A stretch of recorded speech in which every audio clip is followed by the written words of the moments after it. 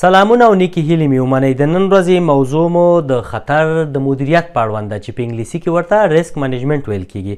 ملګرو دا یوه تحلیلي پروسه ده چې په مټ یې ګواښونه او د ګواښونو خطرونه په ګوته کیږي، پیژندل کیږي او یا مشخص کیږي.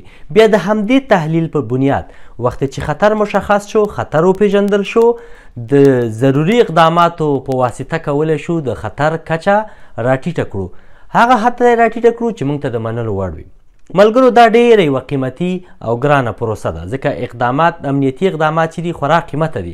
نو د دې په خاطر باندې وخت چې ګواښ معلوم شو، خطر معلوم شو، ضروري اقدامات مشخص شول، د هغې تخمین وشو، بیا ځي بلې سطحې ته، که هغه د شخص په سطحه وي، که د دفتر په سطحه وي، د وزارت او یا د مملکت په سطحه، د خطر پذیري یا خطر منلو کچه باید وګتل شي، ورسره د خطر زغم معلوم شي.